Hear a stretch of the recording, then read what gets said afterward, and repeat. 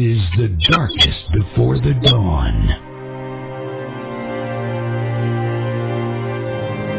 There is nowhere to hide. They will find you. When you thought you were alone, there's only one hope. To find the one who can save the human race. To save Earth. To save them. To save the world for the better. One decision. One weapon. One leader. There's only one woman. She has been chosen.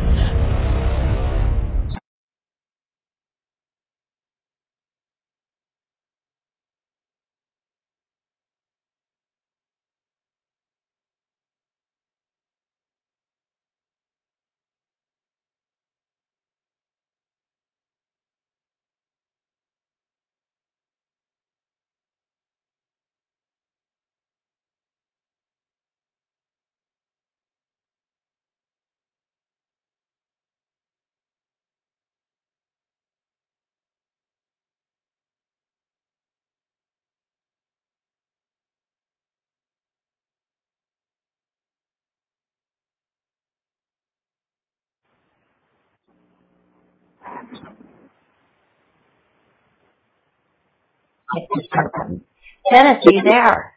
I am. How are you? I'm good. I forgot to and all your little encoder things.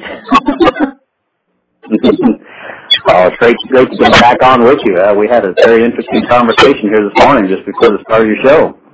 Yeah. Yep, we've been talking for a while now. That happens. It does. It happens once in a while.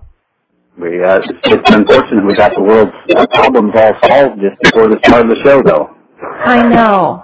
That's how it happens, though. You know, here's the solution. Oh, dang, we're not on air. Okay, we'll just repeat. Rinse and repeat, right? It's a shampoo direction.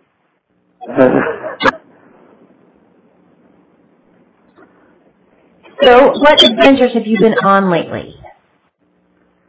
Well, that is a very, very good question. I have tackled a lawsuit as a pro se litigant, going after what I call a couple that have been some cons and have committed fraud. I have alleged fraud, and I have decided to tip the toe back into the court system in the local courts and give it a test and see what's cooking with it, and actually have a trial coming up July 1st. So this is really my first go of getting back into the courts a little bit, and you know, I'm looking forward to that. It should be just a day hearing or trial, probably 3-4 hours, so to speak. But I'm looking to do this so that I can speak more firsthand of later in more current modern day instances of what the trials and tribulations in the court system, and be able to relay what works, what doesn't, and be able to share with people. Again, I'm not a lawyer, I'm not an attorney, and I'm not professing to give any legal advice. I'm simply sharing my experiences with people. Whether they take it as a warning, whether they take it as advice, that's totally upon them. But when you have an out-of-control government and republic as we have today, I think this is going to be a better mix and gel to be able to share with people. You know, my book that I wrote, Attorneys Above the Law, it's on the internet, and it's been opened up to all kinds of distribution channels, from Barnes & Noble to Hastings stores to libraries and so forth across the United States now. And I'm very grateful for that, and I've had international sales as well. But I'm simply trying to educate the people, you know, in and media that is not readily available in literally any other forums outside of people like April Rain on talk shows and so forth. So I want to be able to share more of my personal experiences so that people can not go walking blindly into the court system with a false sense of belief that all lawyers and attorneys are ethical and honest. And I certainly do in my book, Attorneys Above the Law. I state unequivocally there are good, honest, ethical lawyers out there. Not all of them are corrupt, and judges and arbitrators and mediators and so forth. But I certainly would exercise caution when you step into the judicial system. As I understand, you're going to be speaking today on this topic of jurisdiction. And I think hopefully this will blend well with your anticipated discussion today, April, because, who has lawful jurisdiction over issues? I just simply had an issue with some folks who were coming to the neighborhood, and then I felt certainly violated what's called business peddlers and solicitation permit ordinances for our local state. And if this case would backfire against me, it should set case precedents against all across the United States that people can come onto your property under false pretense and commit things such as conversion. And another topic that I have picked up recently is unjust enrichment. And these things I look forward to sharing with people. That I think what I want to try to make this millennium jump for everyone is to take these common principle things at your day-to-day business levels and take them on up to the whole global scale or our government to understand this is what's happening in our government. We have people that are taking advantage of the law, or I should say lawlessness, for the benefit of their own personal emolument benefits. And for those that don't know of emolument, April, maybe we want to take the time a little bit later on to share with them what emolument means. And I think this is the real root of why we're in the mess that we're in our society, in our republic, and why our government's totally out of control, why we have a national deficit that's beyond oblivion, and so forth, is when we don't have truth. Penalty of perjury doesn't mean anything. Who has jurisdiction over penalty of perjury anymore? So with that, April, I hope maybe that's not too long-winded of a start off and kick off, but, what does penalty of perjury mean? Who has jurisdiction over that anymore? Police, lawyers, judges? Who in our society has jurisdictional authority over penalty of perjury? Well, for the penalty of perjury part, specifically with IRS, and I talked to you about this earlier, you sign that little form under penalty of perjury. And especially with the IRS scandal that has come out, they don't have to live up to a certain standard of having their records completed or anything like that. But if you pull the same stuff they've pulled, wow, you are going to end up with armed IRS agents at your door or at your business. And, was it on your site, or did I see some other sites on Facebook that had a beautiful little poster posted? It says, if American citizens lie to our government, it's a felony. If our government lies to the people, it's politics. Yeah, or a mistake. Yeah. It's beautiful. I like that. It was beautiful. Who came up with that was great. Yeah. It's so true. Yeah. So, who has jurisdictional authority over penalties of perjury? Like in this case that I have this trial hearing coming up here on July 1st. It's like our local police department are charged, and this is something I'm going to bring up, is it's called the Title IX Business Peddlers and Solicitation Permit ordinance. And it says under 9-110, it says, the duty to enforce it. It says, who? All policemen. It doesn't say all lawyers or attorneys or judges. It doesn't say that. It says all policemen. But you know what? In this particular case, and I don't want to belabor this thing because obviously I've got a hearing come up on it, but it's like, when I went to the police department and And I asked them to look into it, investigate it. I filed a formal report. In April, I said, did you conduct an investigation? He said, no, Mr. Scheulke, no, you just have to hire a civil attorney. I said, wait a minute. I said, I'm asking for an investigation. And then when I went back and got the copy of the title line, I said, who does it say to enforce this? It doesn't say all lawyers and attorneys in the city or in the county in which I reside. It says who? All policemen. So, it's like, I think we have a real misnomer going on. In fact, in my book, Attorneys of the Law, I have, I recite an exacting case that transpired prior. So the same type of situation happened. I went to the police department, filed a report, and I was basically told to go hire an attorney. But it's nothing that the police department will take care of. Well, an issue actually transpired from our location here to an out-of-state location. So what I did, I woke up in the middle of the night just thinking about this. It wasn't quite right. Jurisdictional authority, as your topic is on today, and I called the local police department there. And sure enough, we jumped right on it, April. By 9 a.m. the very next morning, an individual was in handcuffs and taken to jail and held incarcerated until a hearing came up. I got all the data and I cooperated, but I didn't pay one dime of lawyer's fees, mind you, because this was a criminal offense. It was deemed criminal versus a civil offense. It was deemed criminal in another state. It was deemed criminal locally by my local police department. Long story short, when the trial came up, the man was found guilty, spent 3 years in prison, was ordered restitution by the criminal courts, and will remain on probation until that last dollar, including interest, is paid. I think this is a real topic of discussion of who has jurisdictional authority over law. I think you're on the scripture when you said, yeah, you're having a show today. And I said, sure, I'd love to come on and talk about it because these are the root things, I think, of where our society is not paying attention. We're being too entertained on too many other colorful television and media dramas. And of course, who isn't interested in IRS doing unlawful, literally or targeted audits on conservative movements and groups and so forth when they leave the liberals totally alone or pretty much alone.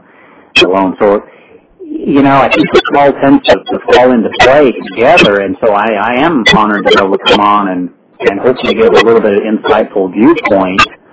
And I would like to respectfully ask all the listeners as well is to think about this for just a moment. Who does have jurisdictional authority over penalty of perjury?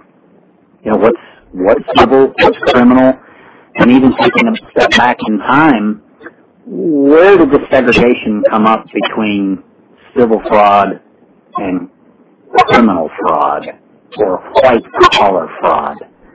And immunity to specific classes like lawyers, where try filing a lawsuit against a lawyer, go to the police department and try filing something against a lawyer and tell me that they don't have special privileges not afforded to the average American citizen, and tell me that doesn't fall under against the original founding forefathers' intentions in the original 13th Amendment when it said there shall be no titles of nobility or honor. And just go to a Black's Law Dictionary and look up the definition of titles of nobility or honor. And you will see, in fact, it does clarify that those shall not be granted, or anyone should be granted, a title of nobility or honor not afforded to any and all other average citizens. And I don't think it's a stretch of imagination to understand that we have a whole boatload of that going on today. Okay. Oh, yeah. Well, just teachers alone, they get tenure. Yeah. So that right there should start, perking up eyes. Yeah, you know what? There are some great teachers out there. There's a lot of really bad teachers out there. And you can't fire them. They got tenure. Yep. The minute we start passing out pensions for government jobs, I don't mind a pension, coming out from, the guys who work at the steel mill or whatever. That's fine. That's a private corporation. They can do whatever they want. But the minute we've got these pensions coming out for those government employees, whether they're elected, appointed, or hired, that's where we hit the slippery slope. Yes, isn't that for sure? On the back of taxpayers. Yeah. The difference. Yeah. And folks love to, blame the president for all these different things. But when it comes down to it, the president is a revolving door. He's in there for no more than 8 years. Mm-hmm. Congress, on the other hand, didn't, Ted Kennedy basically die sitting in his seat?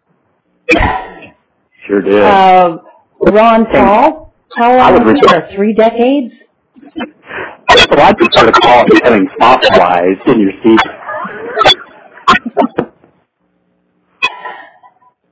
So we've got these guys sitting over there playing the game, doing whatever they want.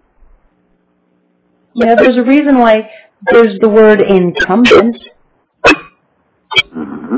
There's a reason why it's so hard for anyone to beat an incumbent.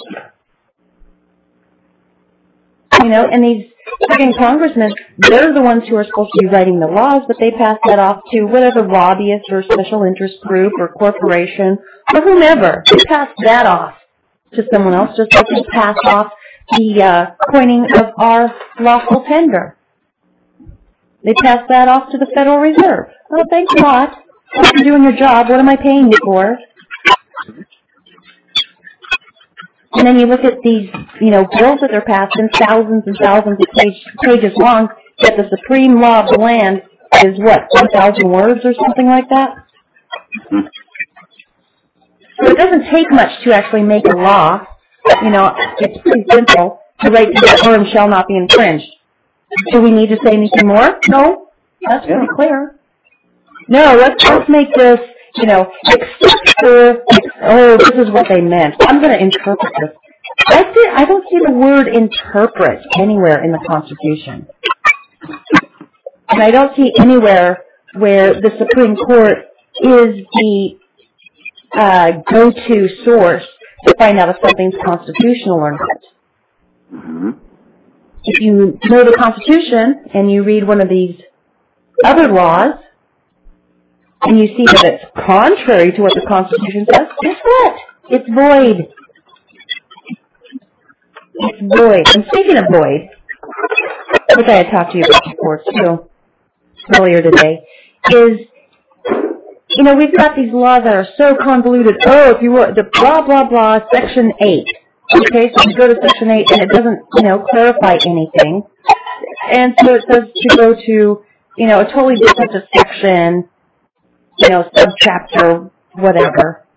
And you go that and, you're just being, taken through this maze. There is a doctrine that's very well established, and it's called void for vagueness. Because these things are supposed to be written to where the average person can understand it. Boy, is that ever been violated. Yeah. I would love to see people start, using that. This is void for vagueness. Therefore, there's no jurisdiction. They have no standing.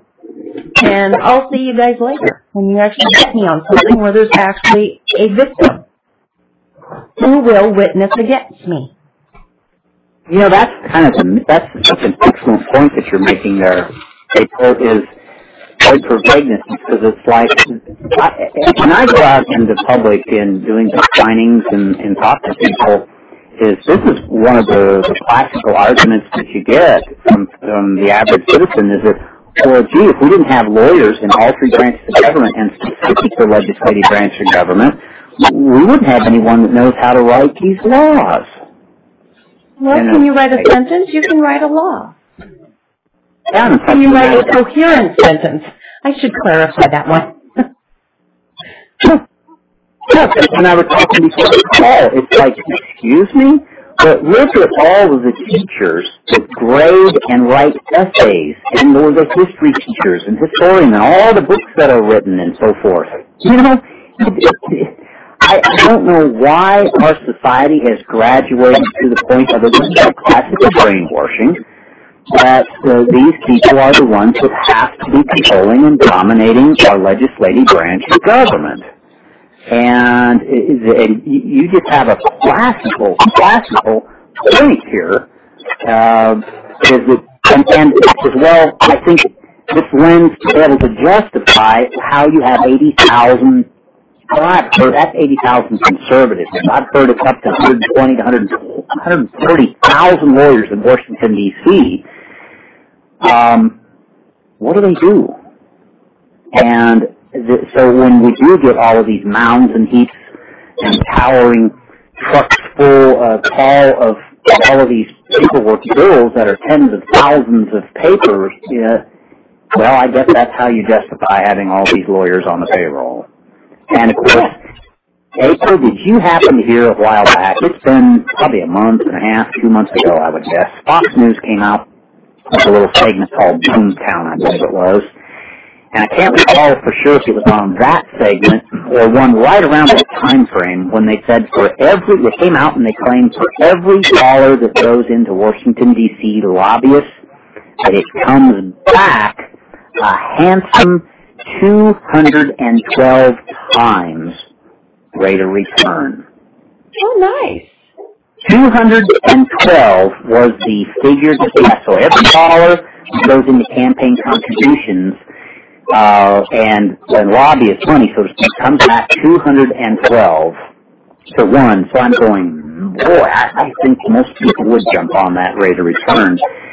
And, you know, and kind of on that subject, I would really love, if you don't mind, to mention to folks that I have recommendations in the back of my book, Attorneys Above the Law. And one of those recommendations, and I would just love for people to be curious just enough to give copies of the book so they can see the other recommendations. Just one of them, I think, tends to go hand in hand of how, as Americans, without passing any bills, any laws, asking to work overnight, work overtime, bear any expenses, getting things together, to simply read one of those recommendations, which is if anyone has to hire a lawyer and attorney, get involved in lawsuits and so forth, is to simply do your noble patriotic duty at the end of the year and send that person a 1099 form to make sure that they pay their fair share of taxes. And I hate to use that word, fair share of taxes, because that's a whole topic within itself. What I'm saying is this, it's really sad to think and hear, and oh, by the way, I've heard many stories that lawyers don't pay their reported full gross income to the IRS even.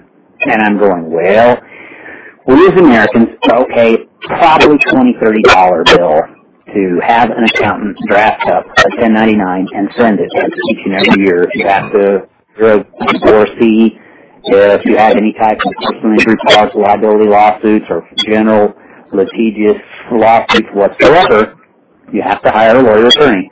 $20, $30 will pretty much get you a 1099 made out and sent to them, so that you can take the pride of knowing that they can take the pride of knowing that they are helping to pay their full fair share, if you will, of current tax structures that they're incumbent on us to help address this. And at the greater cause of that, going back to what I was talking about, 212 rate of return and also these campaign contributions. And so I would like to point out that I really want to emphasize this, is that if you will do this, and each and every American would do this, send a 1099 form, it will more than likely raise the income tax bracket for that attorney or that firm so that they will pay more dollars in taxes to our federal government and our federal deficit. But more than that, even, it will reduce the amount of remaining money in their campaign coffers to ensure their reelection, like getting back to what you originally started talking about, having all the extra monies not afforded in our bad economy for election purposes. Does that make sense? Yeah, I just want to clarify that the deficit, income taxes don't go to anything that you think government needs or should be doing. It goes straight to paying the interest to the Federal Reserve. Yeah, it's kind of a misnomer, isn't it? Yeah, so much for paying off the deficit when all you're doing is paying the interest. Right. Who has created all this deficit? Who has been the dominant group over all three branches of government that have elected to continue to vote increasing the debt level, who have totally ignored what our forefathers said, each generation must be responsible for its debt, but not lawyers. No. This is their general. Not every lawyer has this mentality. I will disclose that, but look at the group as a whole. All they're interested in is billable hours or percentage of contingencies. And it's like, that mentality, April, I just don't think it's unfair. I don't think it's unreasonable. I don't think it's illogical to stop and think, yeah, maybe it is that mentality, that lawyer, attorney mentality that has infiltrated all three branches of government, that's raised and continues to raise the debt ceiling, that's continued to spend recklessly out of control. Let's ignore what our founding forefathers said, that each generation must be responsible for its debt, because perhaps we're just having a field day up here right now. We're grabbing and grasping all of the emoluments, and God, I hope and pray that we're not too far above everybody for not understanding the word emolument, because it's in our Constitution, and it has been exposed enough on your show alone, let alone many other talk shows now, and it is in the original 15th Amendment, and it is in our current Constitution of the United States, Article 1, Section 9, last paragraph before Section 10, for those that don't know. The word emolument, go look it up. It would almost be disgusting not to know it by now. This is why these people want control of all three branches of government, for the emolument. The beauty and the benefit of the emolument. Yeah. Thank God people like April Reigne there are certainly roaring and exposing this. Well, there is no way the majority of people, even the, full-time listeners, know what emolument is. Because the same majority of people actually think they vote for the president, when in the Constitution it clearly states the electors from the states vote for the president. And how many electors are there? Depends how many senators you got in your, how many representatives do you have in your state? That's how many electors you get. So if you have 2, you get 2 electors. If you have 5, you get 5. Mm-hmm. Well, we've heard enough about the electoral process. Well, yeah, it's again, that takes us but even with that, even with voting for the president, it still takes us right back to Congress, because on the day that they are to count and certify the electoral votes, that means they're actually supposed to be sitting there counting, making sure that, Rhode Island just didn't say, our electors said this, and then hide the piece of paper behind his back. No, they're supposed to be looking at these, counting them and certifying them. Wait a minute, this guy, didn't he die last week? When did he make this vote? They're supposed to be certifying that this is somebody who's eligible to be an elector. Mm-hmm. And all it takes is one objection that will force them into doing what they're supposed to be doing. One objection. Nobody in 2008 objected to the count certification, and nobody this past election did that. Guess who was in the 2000? One objection, that's it. One. Oh, wow. Yep. So, who was around as a congressman in 2008? Ron Paul. Wait a minute. And for those folks who have this eligibility issue going regarding Obama, if one person had objected, it would have also put the eligibility question straight to Congress, and they would have had to come up with an answer on it. Oh, my goodness. So there's a benefit to having really smart people yelling at the congressman. Because you didn't do your job, get out. But see, we've been screwed. Big time. It used to be these congressmen, they did something, nope, bring your butt home. You're done. But now, to do a recall, we have no way to recall the federal officials.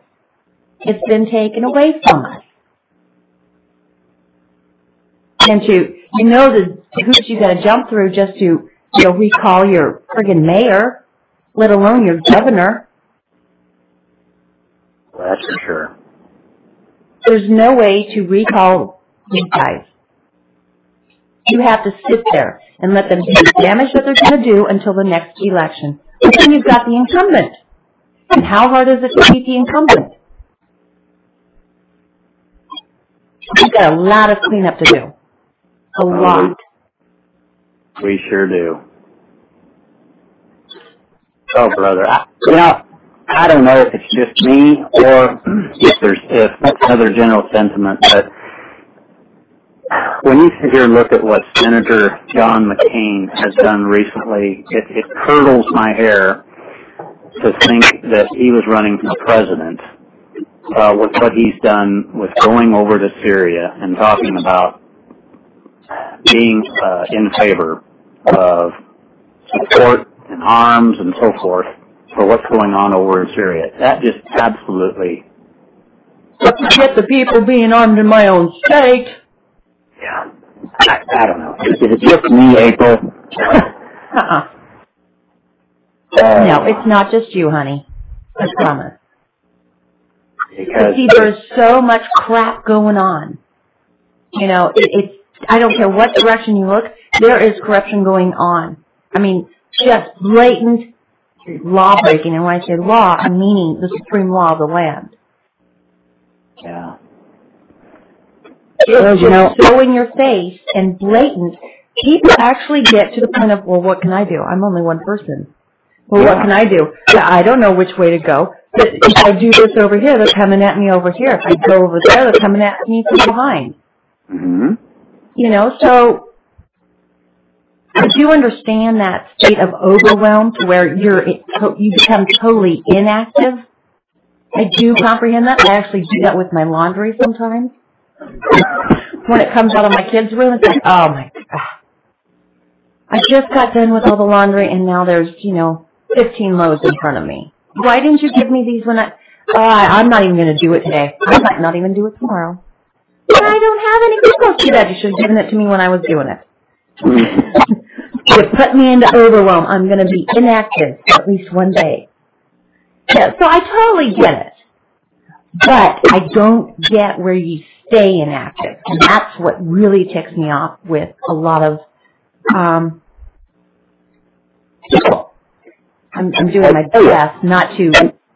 And when people like yourself, but pardon me, when you put people that are active like yourself that are continuing to expose factual information, and something I would like to bring up is how can you remain just so quietly inactive when you learn about things like Sofex, S-O-F-E-X. If you go onto YouTube and just type in Sofex, S-O-F-E-X, and this has been several months ago. I'm thinking 4 months ago, maybe 5, it just came floating around to my email that Sofex, it's a facility that, if I recall, off the top of my head, there's like $200 million that came from the taxpayers of the United States to go over, I believe it was the country of Jordan, and they built this $200 million, it's like a defense, military defense expo that I believe that they had 85 countries that come together, all 85, if you will, including allies, foes, the whole 9 yards. I mean, they said there was Chinese there were Iraqis there, Italians, British, I mean, you name it. 85 separate countries that come together to have the top military, strategic, and tactical weapons display. And they have everything from helicopters to ground-to-air missiles, things like that, all kinds of things like that.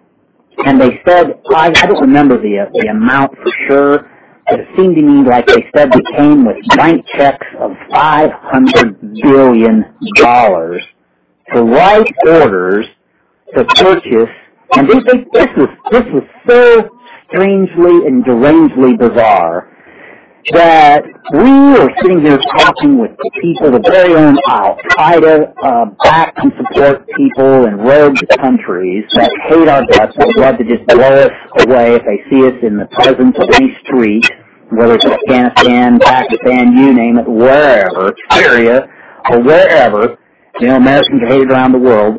And these people are writing checks to equip their helicopters with these air-to-ground missiles and laser-guided things and all these latest technical and tactical military. And so interesting that the commentator had two ex-retired military guys, younger guys with them that spent time in the military and went over with them. There were two guys. And I don't know how they got in, but they did, and they were going around and they were filming, and they would go up to some of these booths and they would say, oh, where are you guys from? Well, we're from there. Oh, we can't talk to you. And they would back away from the camera. And then the two American retired military guys were ex-military. They said, yeah, this is the blank-to-blank stuff that they're using the blank-to-blank to kill us with. And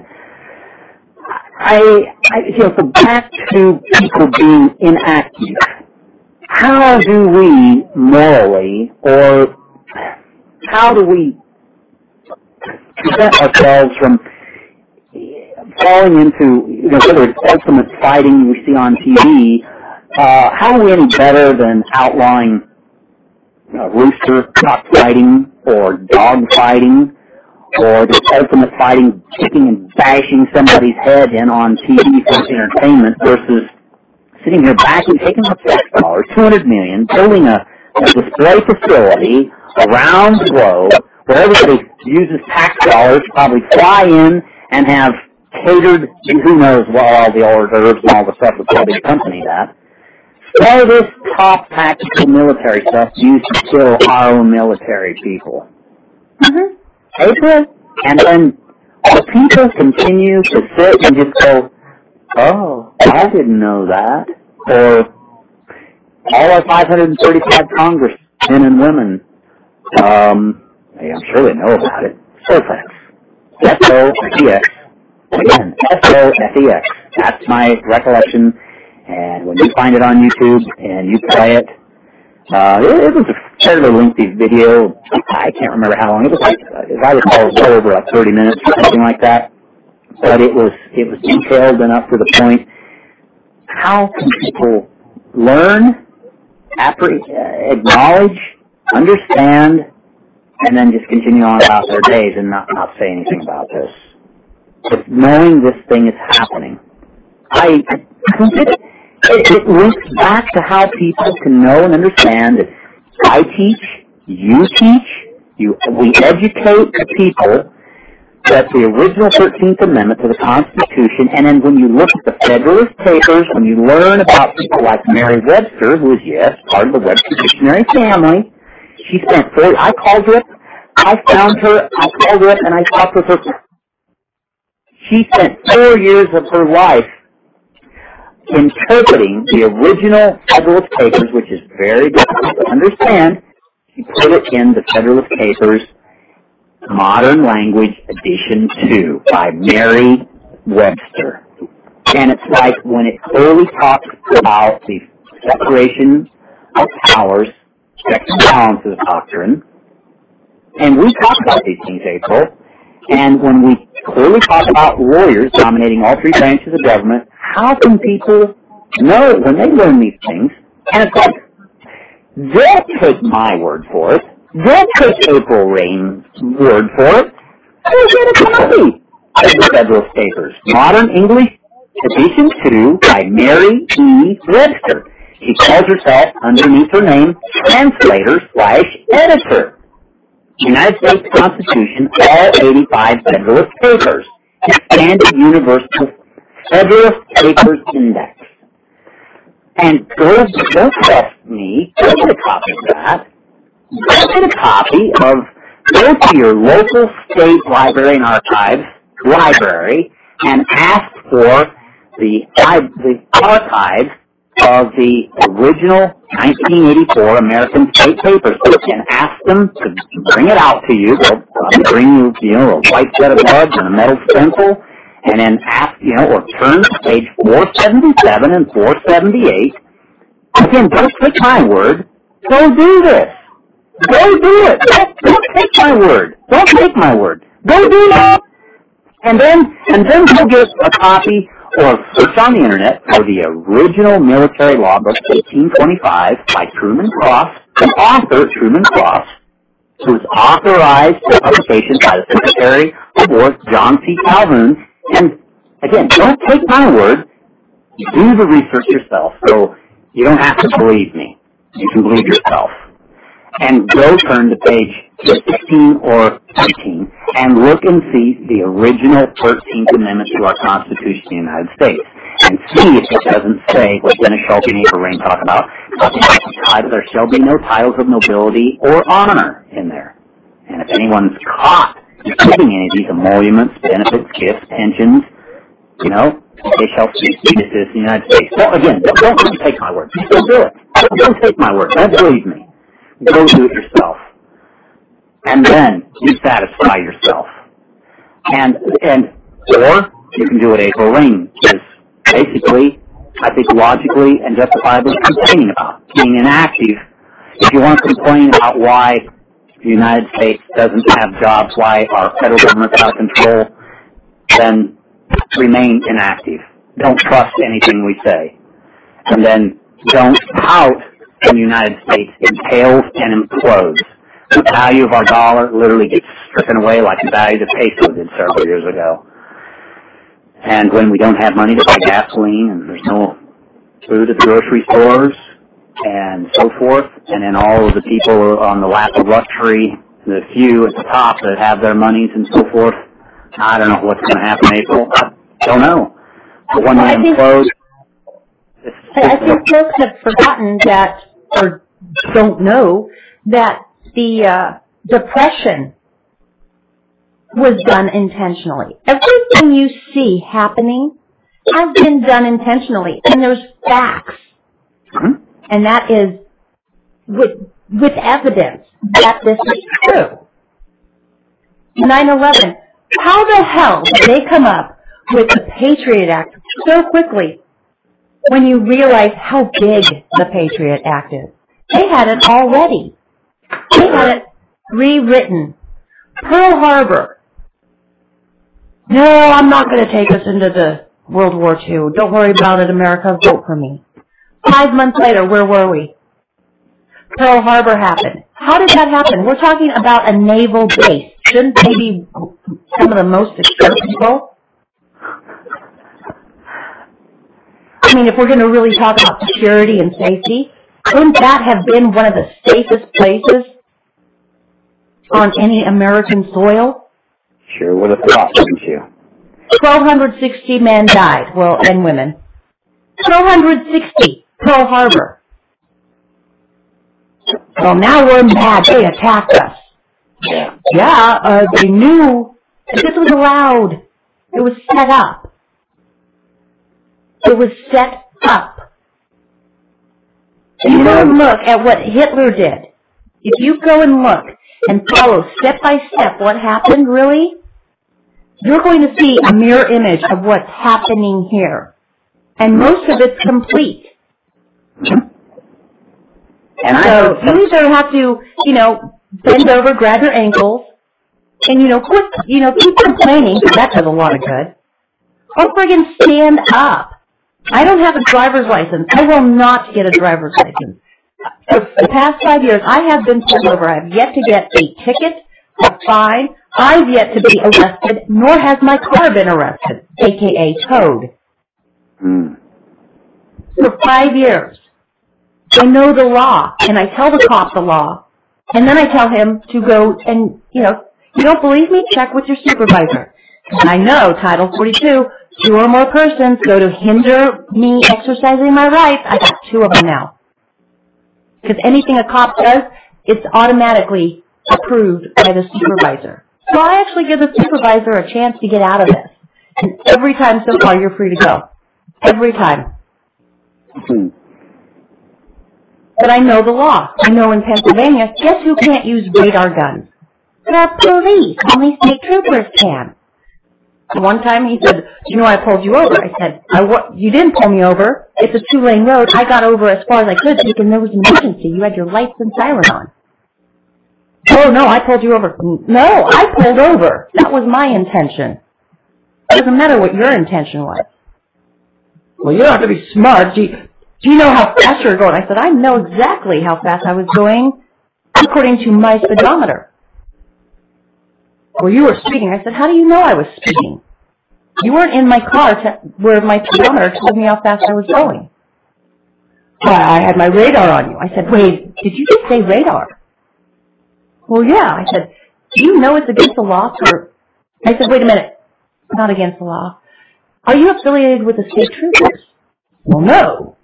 Okay, well, do you know it's against the law for you to be using the radar gun? No, it's not. Go call your supervisor. I'll sit here for 5 minutes. Go call your supervisor. Find out. He comes back, you're free to go. I have no idea why they're letting us use these. I have no idea. Yeah, I mean, and I kind of felt bad for the kid. He must have been, less than 26, 27. And I actually kind of felt bad for him because I understand where they're coming from. They have no idea who they're actually pulling over, who's in the car, what's going to happen. Because, in training, they're hyped up on, you're going to get attacked. Wow.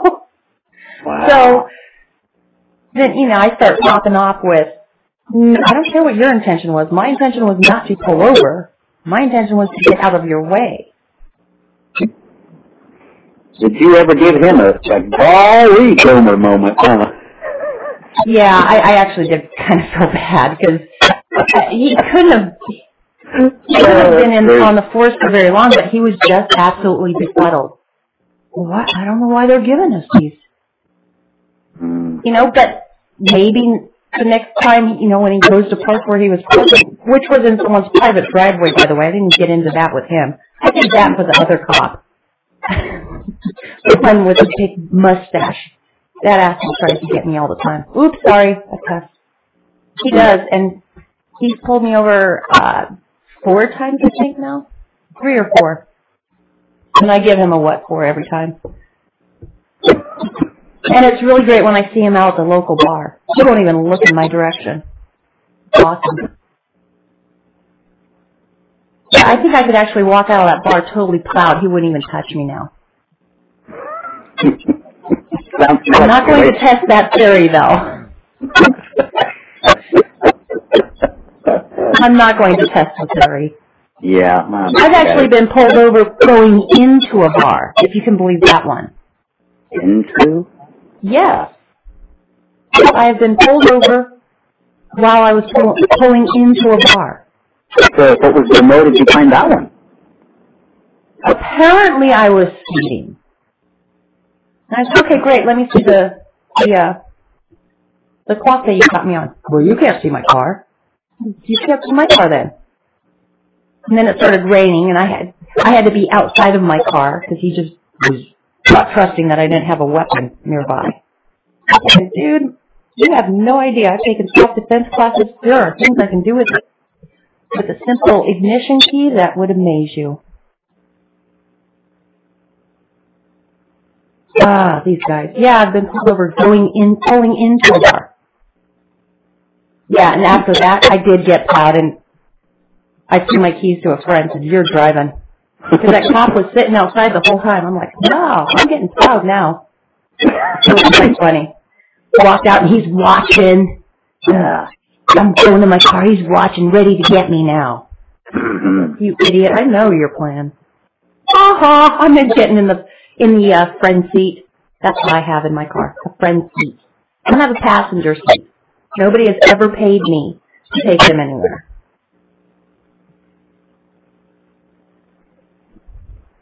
If I have a passenger seat, that means I'm operating in commerce, and that's why you need a driver's license.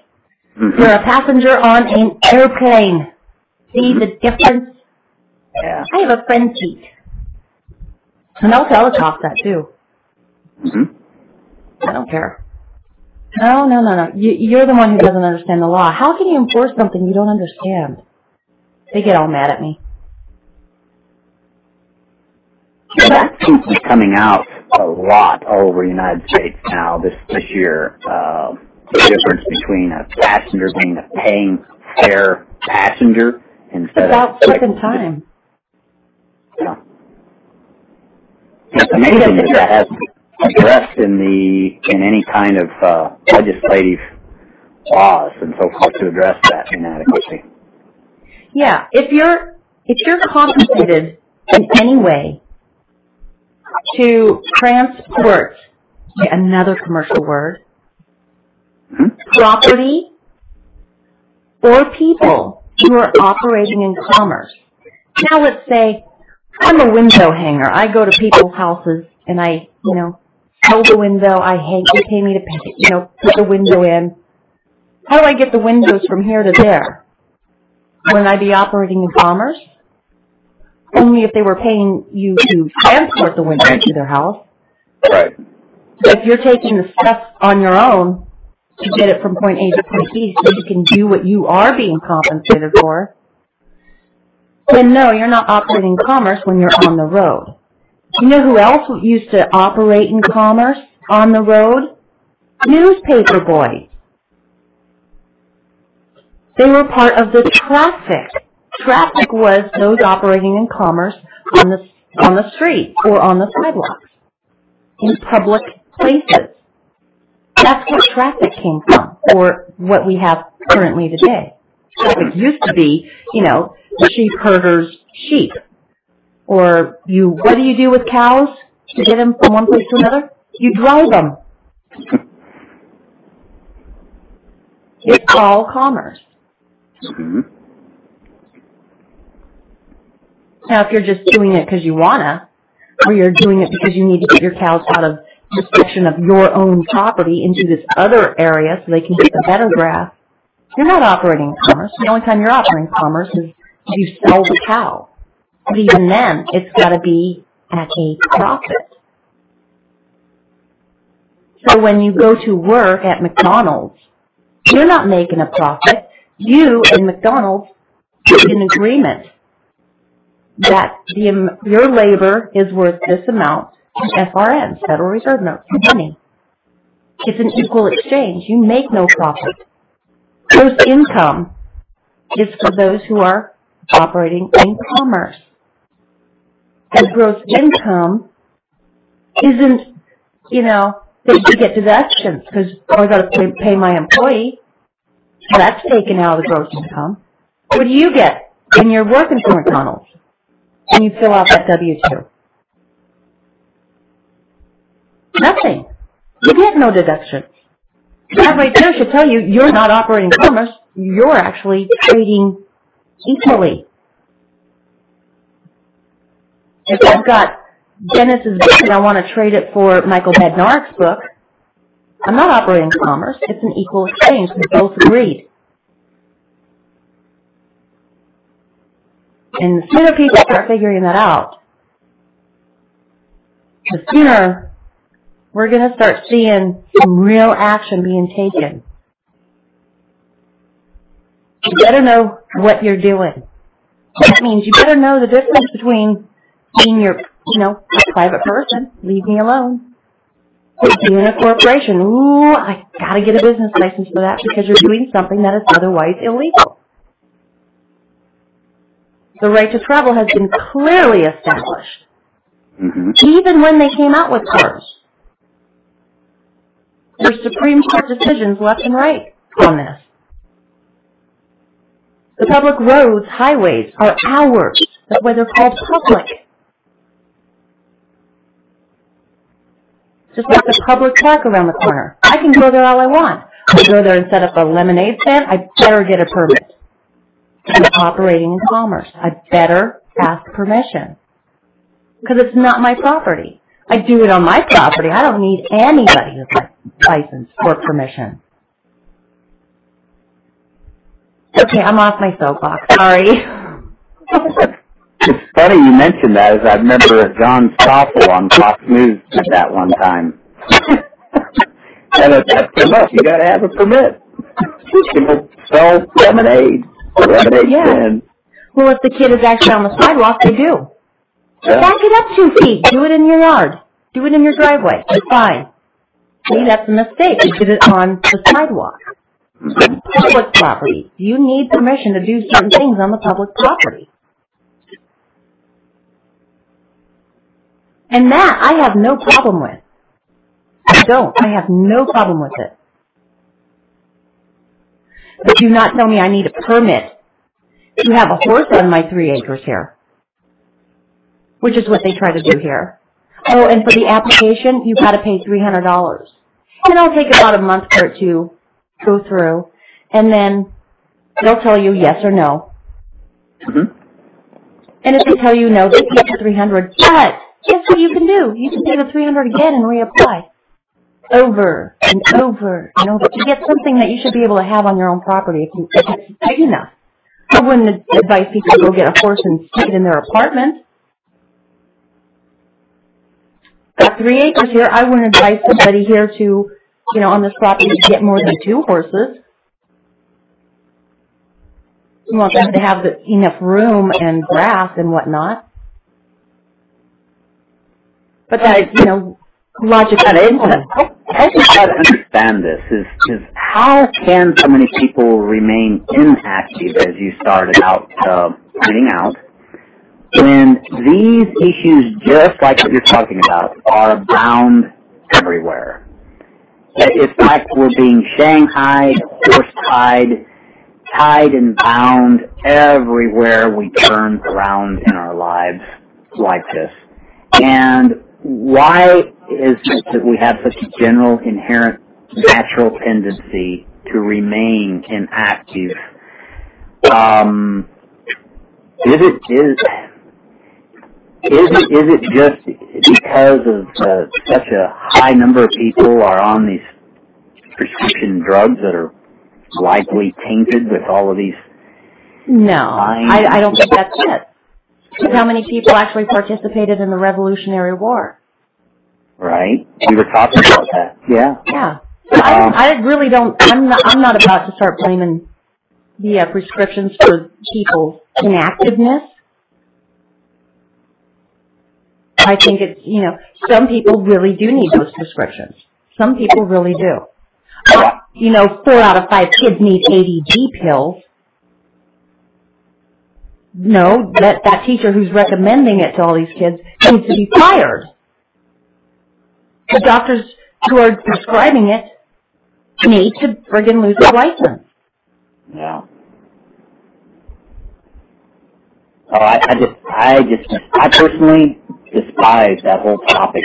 I really do, because of the racketeering and profiteering between the doctors writing the prescriptions, the pharmaceutical companies, and the government allowing this all to happen. The FDA. I just hate that whole subject. I really do, personally. Mm-hmm. I don't know how many other people really care, but obviously a lot of people just go ahead and fill these prescriptions for their children and inundate their children with those things, and the parents, I guess, think it's a great thing. So I don't know. I can find myself almost infuriated over that. But it's like, I guess, a few people are caring and concerning, and it's just like you're back to the inactive stage and phase, as you accurately assessed it and called it. And I don't know why. Well, a portion of those folks who are inactive, and they'll swear up and down they're not inactive because they're on all these different Facebook groups. I'm not inactive. No, you're just a friggin' armchair bandit, okay? You're inactive. What are you doing? Oh, you're repeating the same thing. The Federal Reserve is as federal as federal is. Oh, good job. You're copying someone else. That's not doing anything. So you've got the armchair bandits.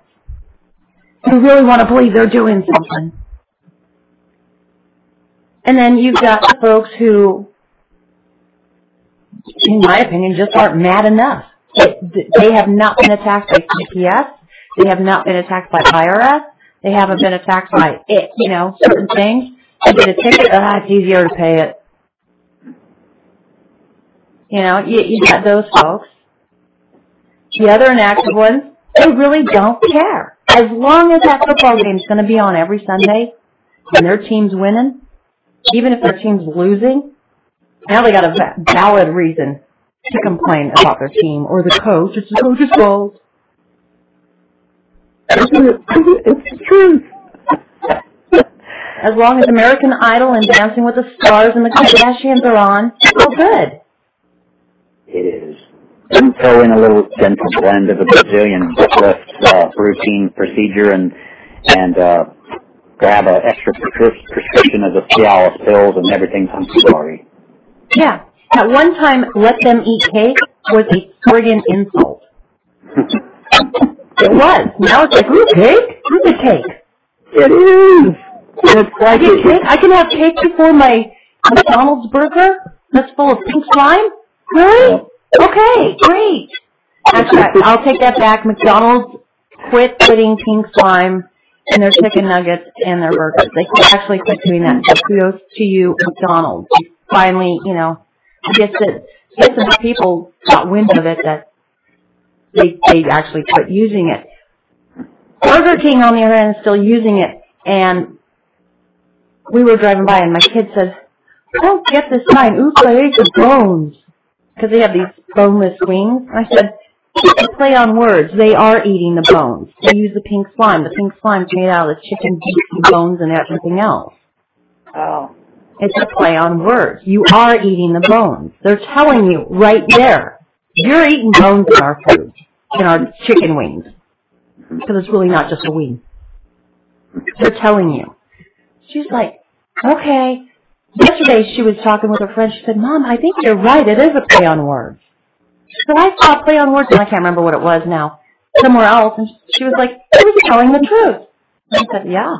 It's always in plain sight. And a lot of people say, oh, that's really funny, huh? But it is in plain sight. Everyone likes to complain about Agenda 21. It's being implemented here. No, it's not. It's the Lazy Act that's being implemented here. The Lazy Act is actually the ground of which Agenda 21 was built upon. You call it the Lazy Act? Yeah, L-A-C-E-Y. Lazy, okay. It was passed in the year 1900. And that sucker has been amended so many times, I lost count. I couldn't even keep up with it. It's right there. Go Google 1900 Lazy Act, L-A-C-E-Y. Okay. Start reading it, and you'll be going, wait, this is Agenda 21. No, it was the ground. It was the basis for Agenda 21. People like to say, oh, the Geneva Convention is not. No, guess what was the ground for the Geneva Convention and the Hague? The Leader Code from 1863.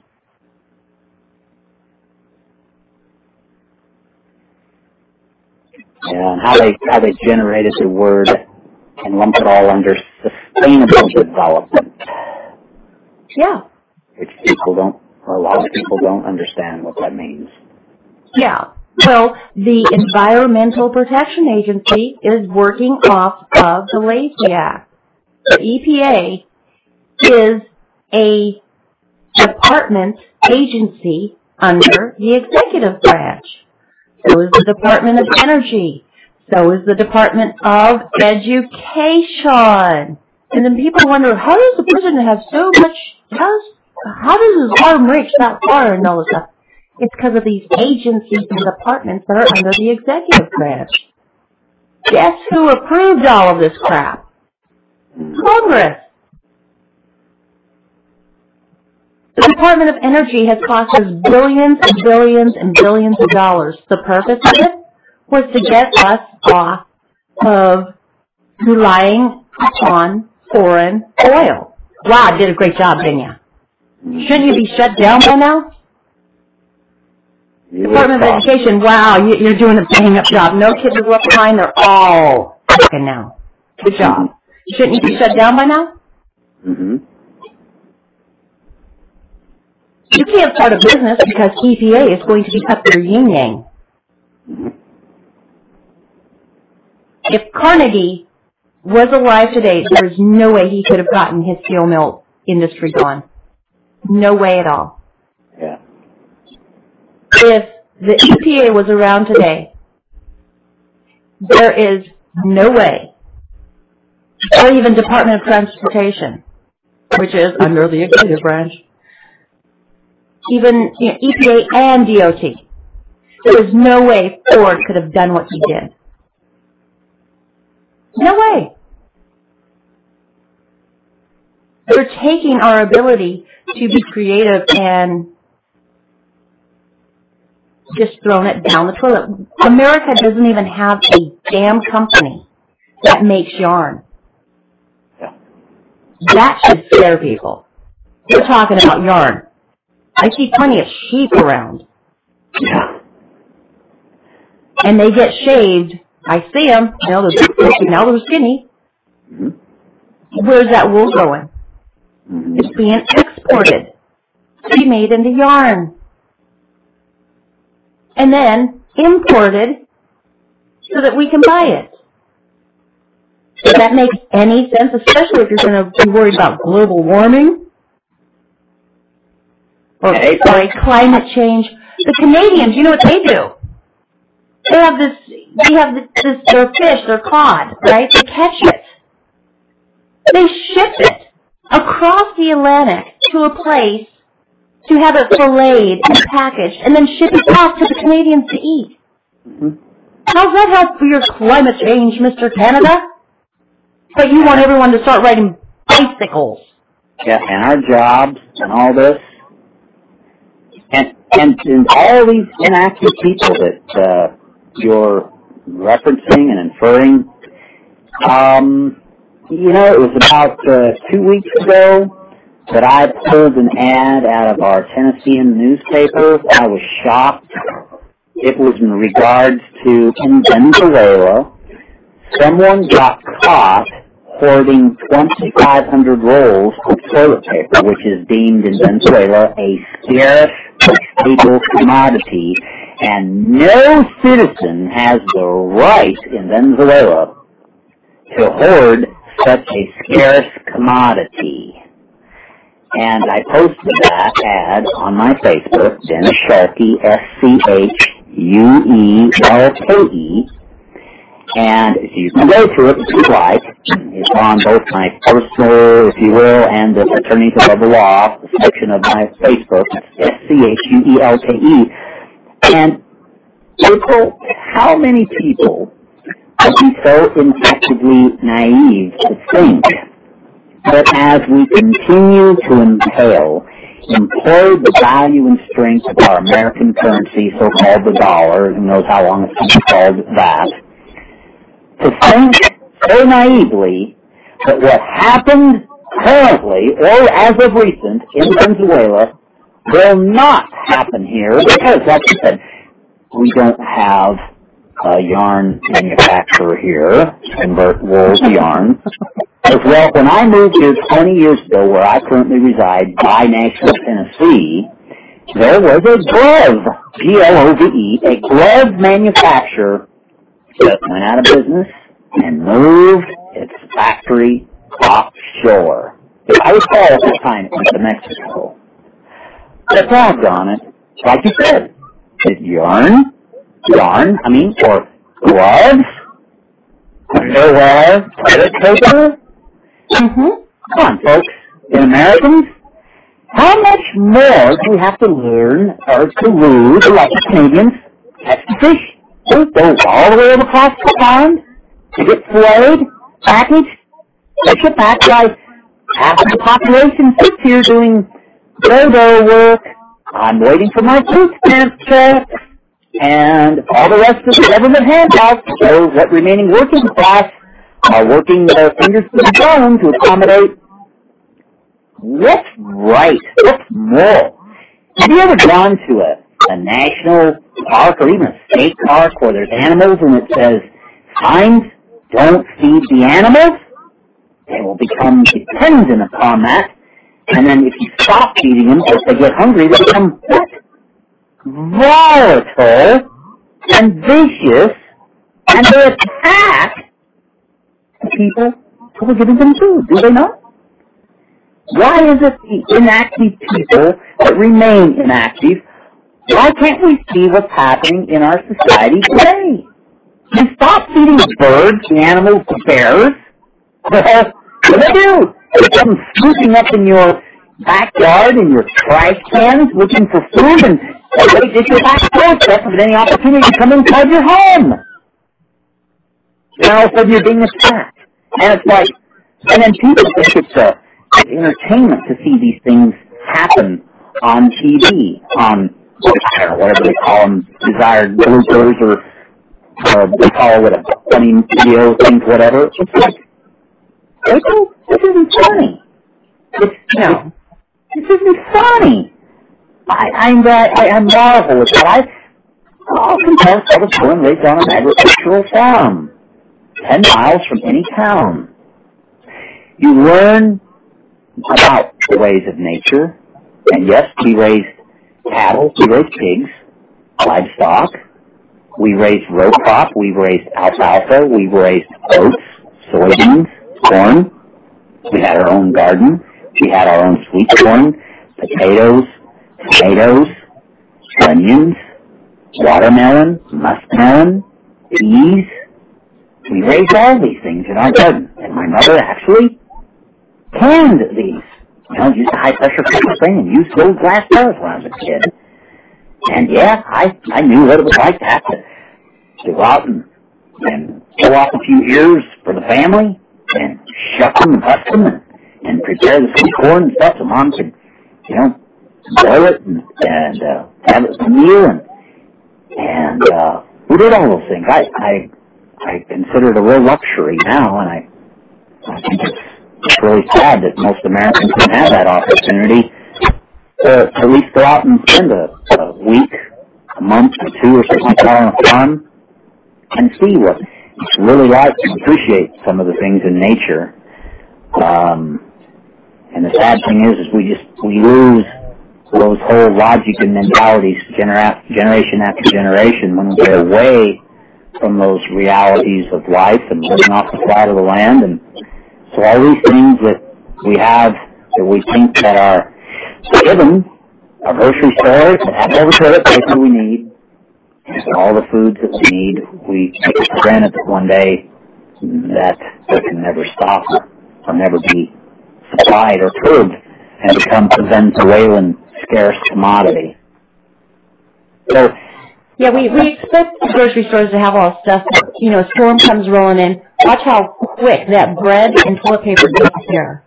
Sure does, doesn't it? And then people are going, well, where's the rest of it? It's gone. We only have so much to supply you guys on a regular shopping, how you'd normally do this for no more than 3 weeks. The emergency comes in, everything's gone. Hey, Dennis, meet Brian. Brian, meet Dennis. We have a caller. Hi, Brian. How you doing? Oh, we're doing good. Thanks for calling in. It's great to have some callers calling in. Tell us where we're missing the boat, Brian. I don't think you are. That's the good part. Well, God love you, God bless you. God bless April Reigne. She is a fabulous trooper. I wish we could duplicate her in a couple thousand numbers. If we could get a couple thousand people like her around the United States, we could really help get things turned around in an educational format. But what kind of questions or comments might you have today here? I was just listening and decided to call in, and I was just having a little bit of a hard time hearing the earlier conversation online. It was a little bit muffled, and can't remember what the woman's name was, but you were speaking about the military contractors. That one I was particularly interested in because that one was one that I haven't seen or heard about. So, but couldn't really hear the URL of the video you were speaking about. The contract is not being spoken to, and then they use that as the impetus to say these are the weapons that people are killing us with. Yes, that was SOFEX, Brian. It's SOFEX, as I recall. It's SOFEX. It's in like capital letters. Okay. And I don't recall what that was an abbreviation for, but that was that $200 million complex that was built on, I understood from the video, on American tax dollars to display all of these things to be purchased all over the world to use to kill people all over the world, including our own military. Yeah, it's actually. Oops, sorry. Go ahead. No, I know about the exhibition, but you pointed at some particular video in specific, and I was wondering what the URL to that was. Gosh, I don't remember. Yeah, I'm drawing a blank. I was thinking that was the only one I referred to, the SOFEX one. All right. Maybe it was just so muffled that I thought it was the URL, but it was really muffled from my side, so I was just curious. Yeah. Well, that's all I recall mentioning was the SOFEX one. I just don't remember any other one. The only other video that I will share with you, I love to share with people, this global picture is just type in the story of your enslavement. Yeah, I know that one. Yeah. Do you? Great. And it's only like 15 minutes long, but that is a phenomenal one. Once you watch that and see that, the story of your enslavement, so you walk away understanding we're nothing but expendable human livestock. That's all we've ever been. Yes. And doggone it, once you see that, I'd be hard-pressed to understand how we as a society, a republic, we the people, after what our founding forefathers fought and died so profusely and set up a fabulous, wonderful republic, how we can contently or passively just sit and watch what's happening to America unfold. And Brian, this is why I went through 11 years of literal fraud and terror and horror and wrote this book titled Attorneys Above the Law. And this is why my background is agriculture, and I went into manufacturing and industry and had a dual industrial plant management background. I'm also a commercial pilot. And I always love to try to solve problems and help put, it's called man, materials, machines, and methods. Bringing those all together, resources. And before our call, April was talking about, the steel mills, Pennsylvania, waiting for those people, something is waiting for those to come back and get started back or have a job. And as we've watched America go from, we talked earlier about the Great Depression, through the rise, through the Industrial Revolution, goodness, what happened through the roaring 40s and 50s? And then we seem to plateau out in the 60s and the 70s, the complacency falls in, and it ties in with my book, Attorneys Above the Law, chapter number 3, The Root of It All. Alexander Fraser Tytler, back in 1790, called it right. He has what's called the fatal sequence of every nation and every society, and I was lucky I found that right during the time that I was writing my book, Attorneys Above the Law, and I quoted it again. I was so fascinated with that because Alexander Fraser Tytler had it right. He was both a historian and a theologian. And he tied that in so eloquently and accurately well as he lists through, going from bondage, inspiration of faith, and to address and have a revolution. Well, gosh, we went through ours, when we made our Declaration of Independence, what happened? That led obviously to a revolution. People stood up, they fought, they died. They stood up and they fought and died for what they believed in. They wanted freedom. Obviously, they got it. But it was a hell of a price to pay. For my French, but it was. And for anyone to sit nowadays, complacency-wise or inactive-wise, as April very accurately targets that correctly, it's like, it's just, the colleagues around us talking, I said, I have heard, they say there's as many as 1 in 6, so 1 in 5 Americans goes to bed hungry every night. And I'm going, how many more, what higher percentage are we going to have to get to 2 and 5? Those get hungry every night until enough people start banding together and say, look, what's going on in our society is wrong.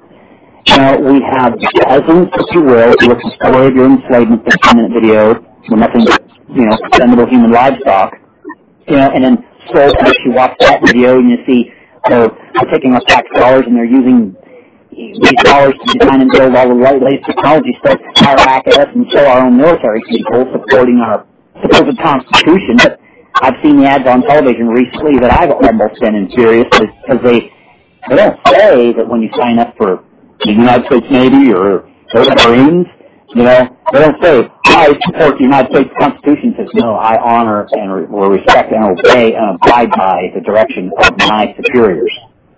Oh, it infuriates me. Because the Constitution should come first. Right. Because the Constitution's, you know, and then they talk about defending us against domestic and foreign enemies. And my goodness, you don't find anybody outside of April Rain that does any more than April Rain that identifies our enemies domestic. And I join in with that. I support that to the nth degree. Go ahead. That's the sad part, is that we have more domestic enemies in our government than we do any foreign army. People don't want to admit that.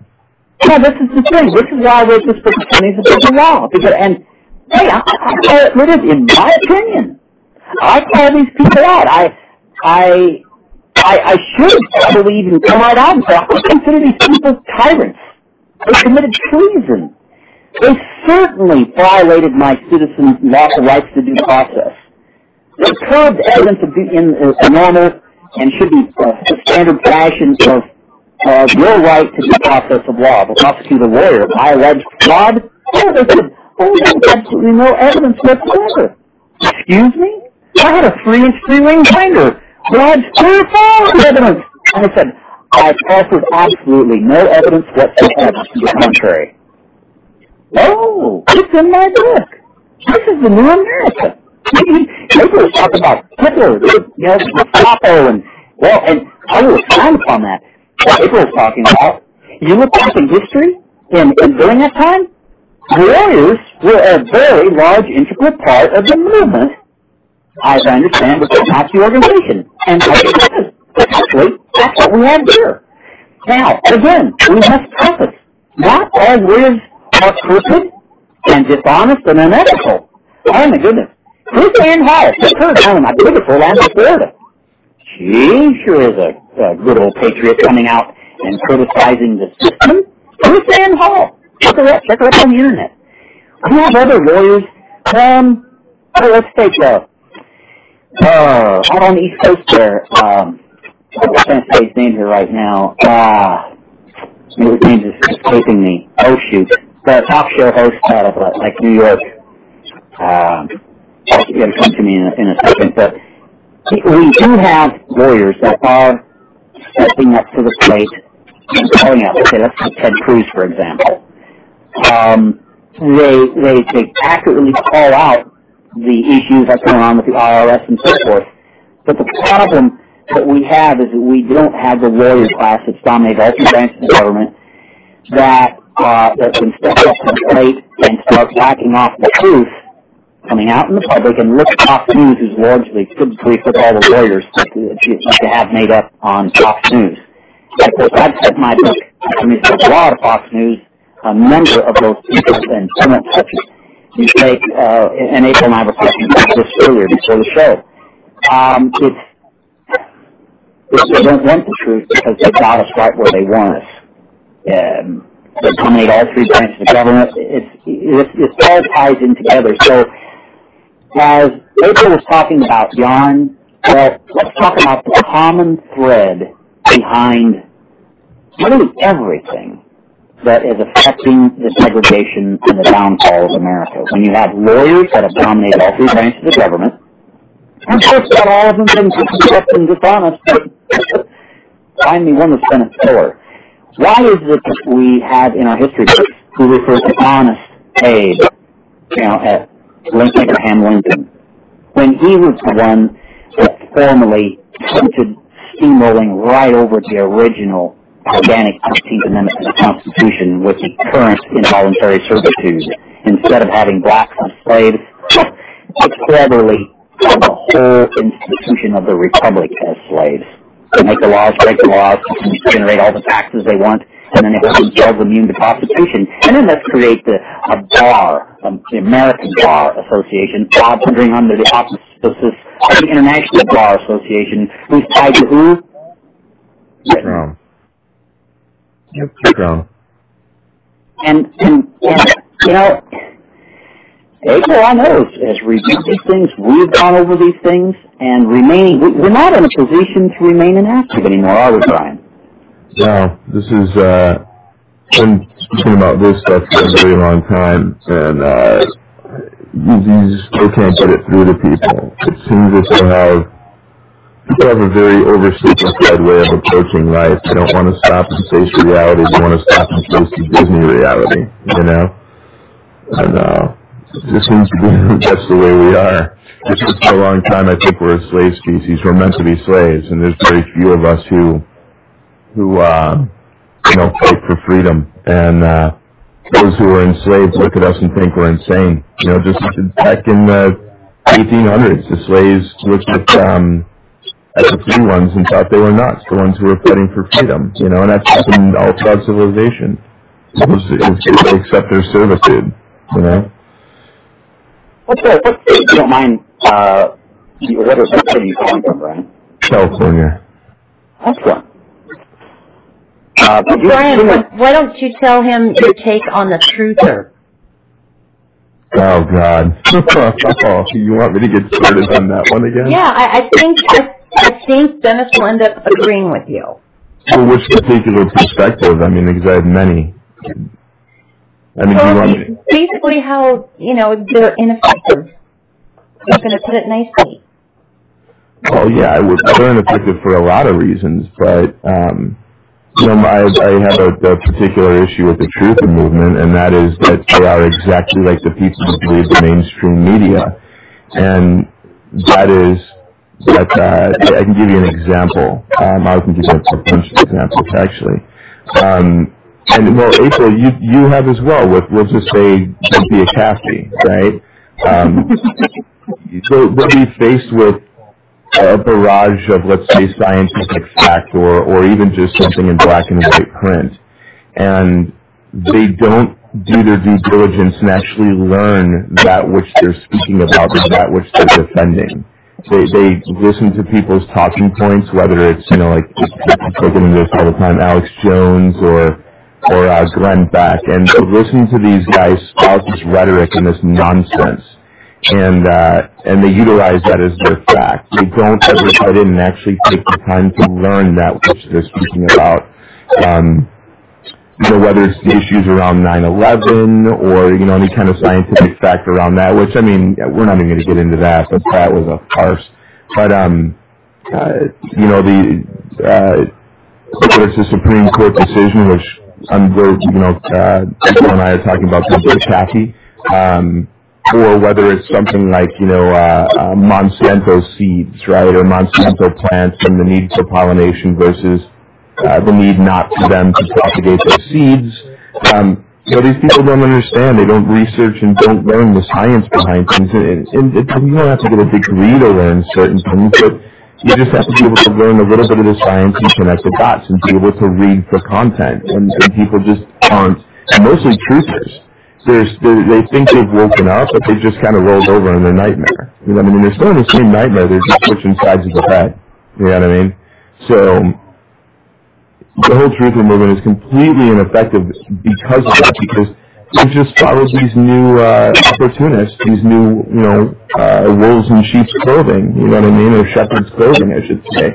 That's all they're doing. And it completely destroys those of us who have worked for a very long time to actually bring the truth out, because we're labeled as those guys now, We're tarnished by them.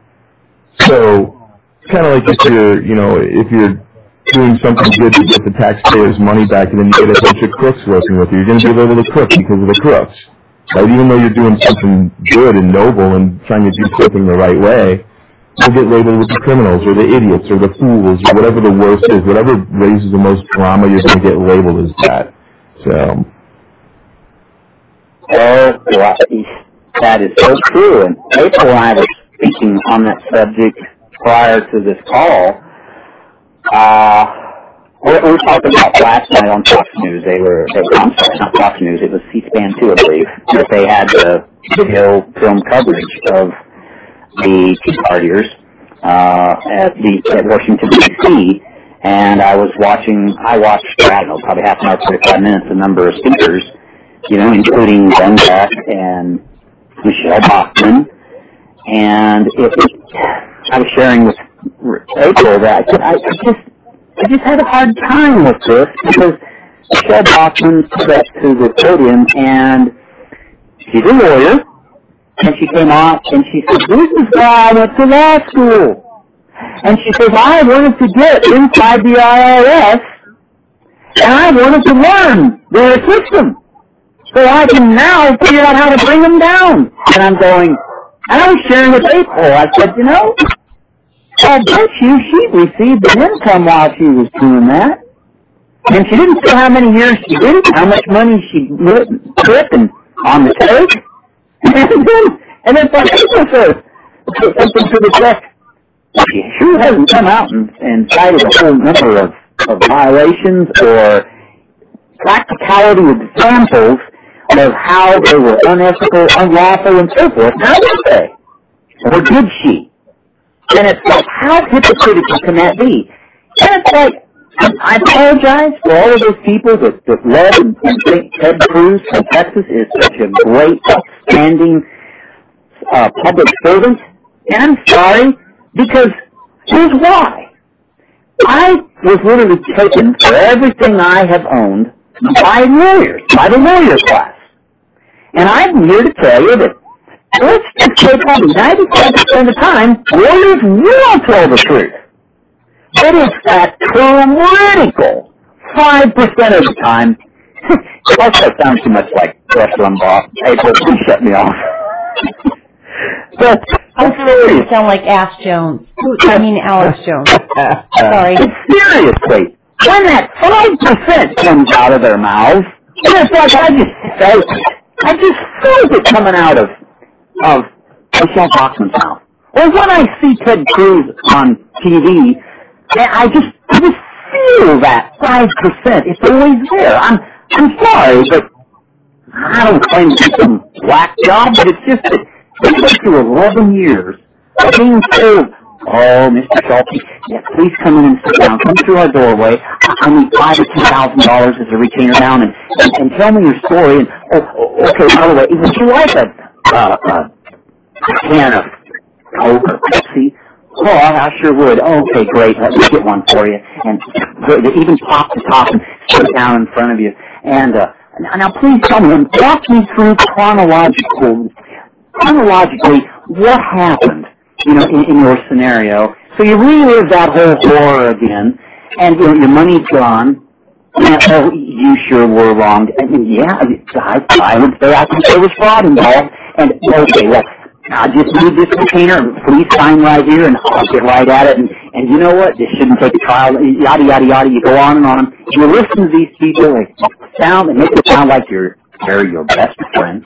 They're sitting there in these illustrious, high-rise, domed, apartment-looking kind of, fine, fancy office complexes, that are drawing a high rate of lease rent.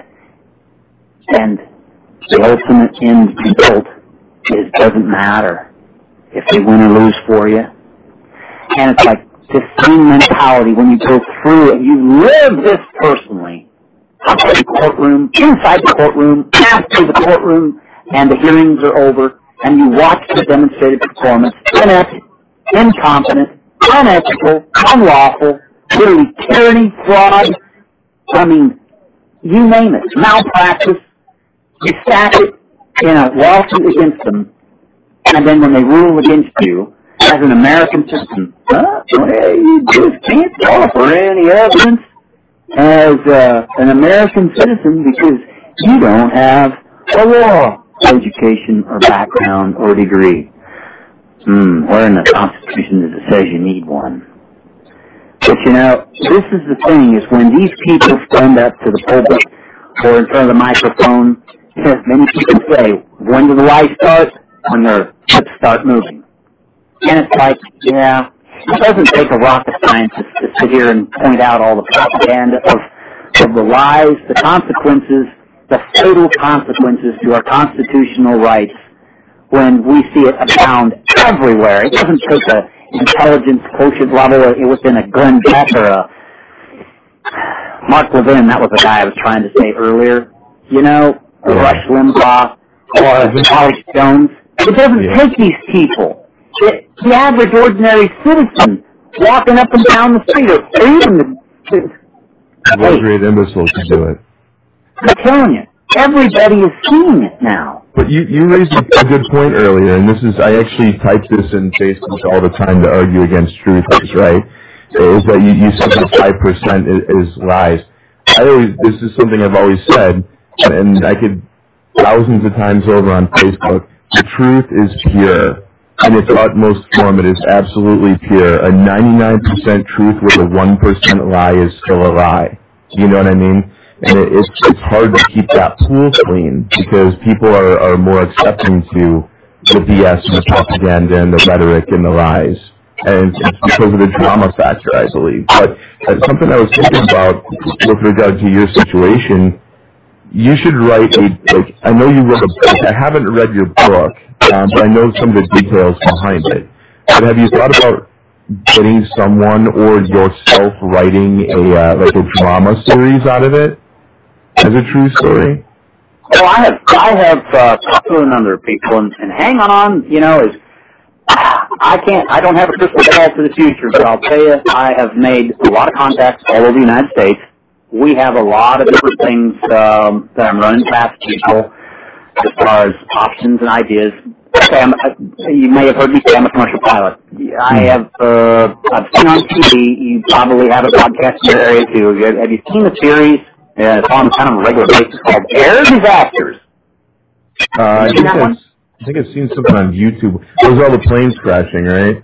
Yeah, and it shows where pilots screw up, make a mistake, and ends up leading to dreadful fatalities and crashes, and and then also it talks about the NTSB does all of their investigations, and they found this went wrong with an aircraft and manufacturer design, inadequacy, failure, whatever, and so forth. But the bottom line is air disasters. And I said, why on earth? I mean, as few as there have been, thank God. I mean, what will right? You tell me that somewhat simple crashes and burns and trials and tribulations from every design and build and elemental step. And this is what I talk about in my book, Friends of the Law. Will Wright didn't sit down with a drafting board and sketch up and design up a 737 Model 400, which was deemed the safest aircraft in modern history, with the greatest safety record. The Model 700, Model 400, 747. They didn't tell them Wilbur Wright to down and design that up on the drafting board, because it's an evolution of design, builds, trial and error, tests, flights, crashes, burns, and we learn from it. But it's like during this time frame, and I talked about this in my book, Friends of the Law, at the same time that mankind was evolving in every facet of our lives, from designing and building automobiles, airplanes, trains, trinkets, clothes, jewelry, you name it, all the things that we need and utilize, manufacturing equipment, everything evolved. We had the people using our skills, our strengths, and identifying our weaknesses when we had failures. But at the same time, you have a warrior class sitting here doing what we do, sitting in their offices, figuring out ways of scheming and scamming the Republic. Not all of them did it, I'm sure, but just enough of a few that did it, and figures ways of how they could book themselves to the Treasury. Like Alexander Fraser Tyler, 1790, as it's actually described.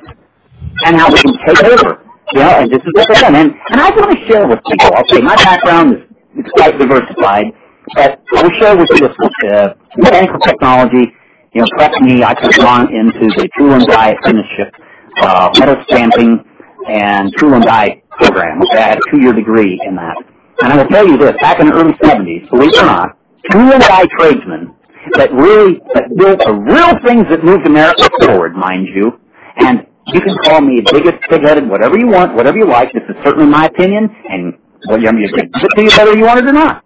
But I'm telling you, in the early 70s, tool and die workers earned more per hour, yes, nationally, than lawyers and attorneys.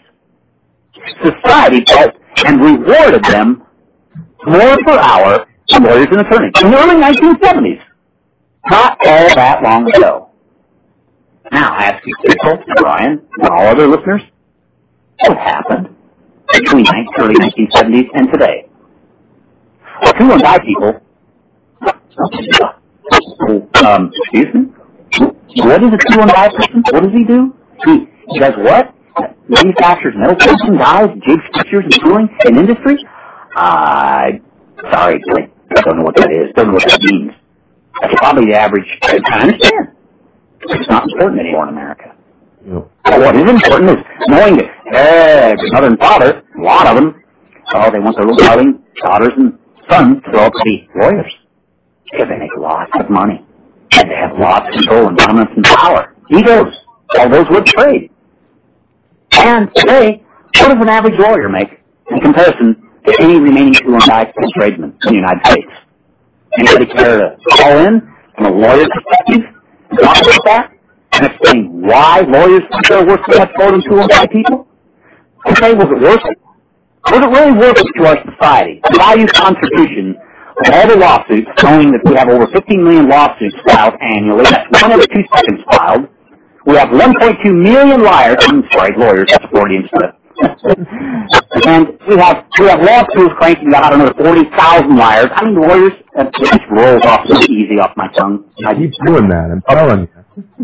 So, okay, is that what the value contribution that we want our mommies and daddies, want our little daughters and sons to grow up to be lawyers? Okay, not all lawyers are liars. Well, I'm going to find one that won't stand up against penalty of perjury against those liar lawyers who do commit perjury right to our faces in public and get by with it every day. You just got to remember those mommies and daddies that want these kids to be, doctors and lawyers and whatnot, have also told their kids, because those mommies and daddies aren't educated, that anybody can be president in America, which is not true. Yeah. Only natural-born citizens.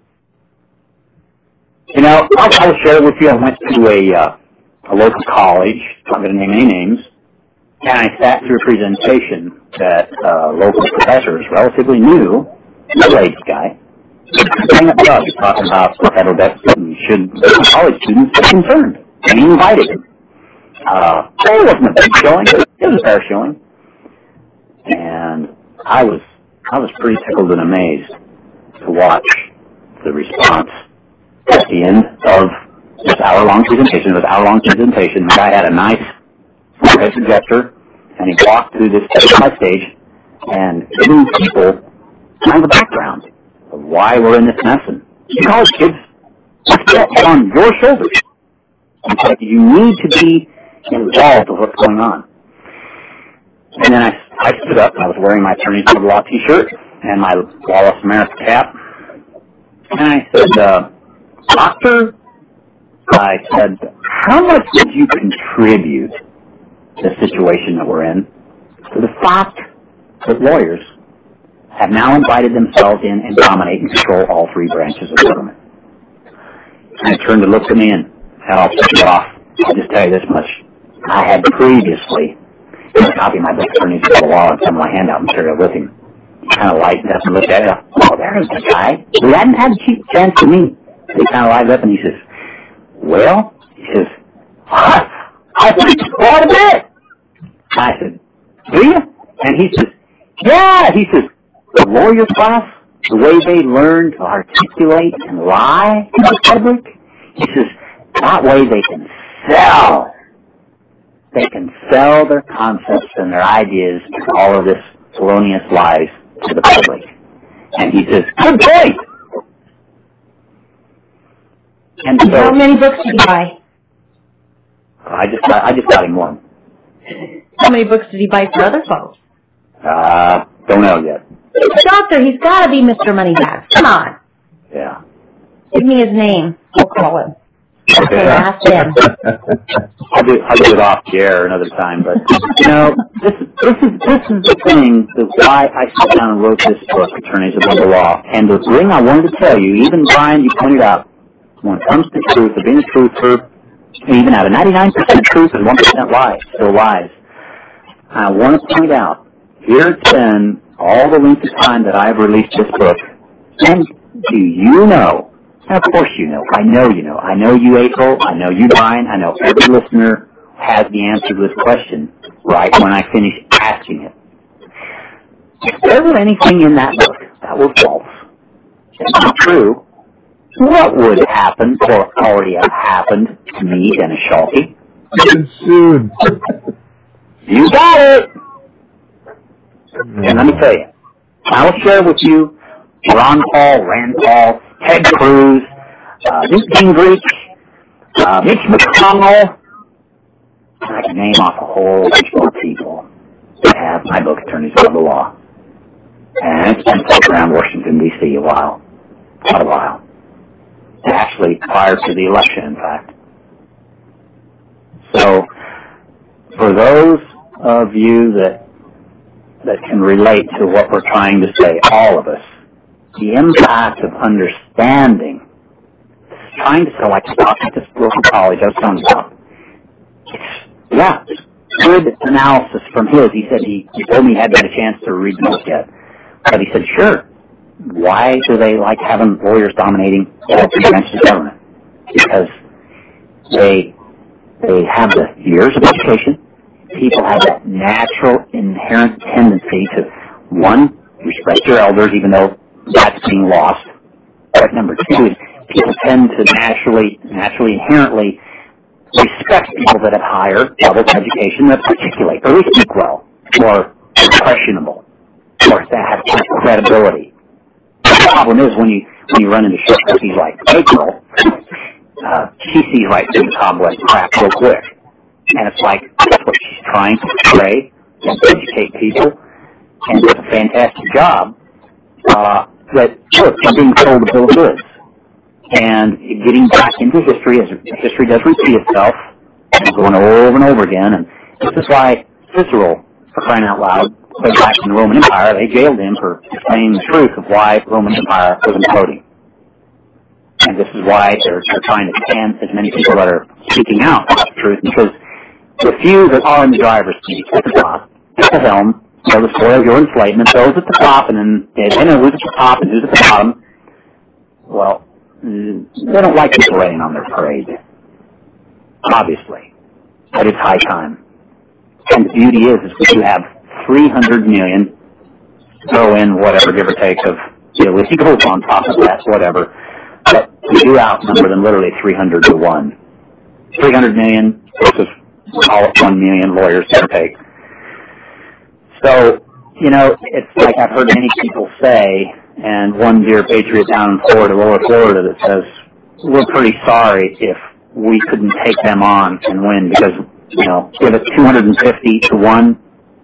But it's like April says, when we have this degree of apathy and this inadequacy to sit quietly and silently, we're sitting here with a lack of luxury of a ratio.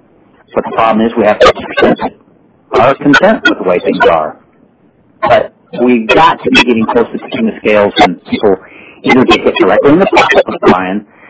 And this is the thing, in California, God knows we've heard enough of what's going on with California's financial status. Nancy Pelosi carried that mentality on in the helm of the government, and she did a great job of seeing, that mentality was carried over, and Harry Reid did a pretty good job of backing and supporting her. And then you have Chicago politics now infiltrating the government. I'm from originally. Does it? Yeah. But we are. When I go out in the public, and I do mean, there's always positive and hope, and I will. We're going to just share this as well. I don't mind saying this. I was going to tell April this, and she said, hold that thought before you come on. A week ago, this last Saturday, I did something I've never done in my life before, and I was going to tell April about it. She said, hold it for the show. Well, here it is, April. And it was special to me, and it was more than anything, brought tears to my mother's eyes. I called my mother at 7 a.m. Saturday morning. A little earlier than normal, but yeah, I like to get up early and take a walk, and I like to play a tune that once in a while, Glenn Campbell. Yes, Glenn Campbell. With all these wonderful songs and, throwing in all these negatives, still there was one song that has now come to mean a lot to me. And actually, I grabbed my phone and I played, and I put little earplugs in my ears, and I had my phone that had this song recorded on it, and I said, good morning, Mother. How you doing this morning? Good. And after we got through a little update, I said, I'd like to sing you a song this morning. Really? She says, I've never done that before. And I said, yeah. I said, you remember me talking about songs become so impactful in my life now, and I'd like to share it with more and more people. And the title of the song is Christian No. Meaning, from the lyrics you might think, no. Christian No? But for those of you, I would love to have you research. Don't take my words, or don't have me embarrass myself singing it for everyone on the air. But it is a fantabulous song. It has great lyrics of talking about, first of all, ignoring or turning away Christianity.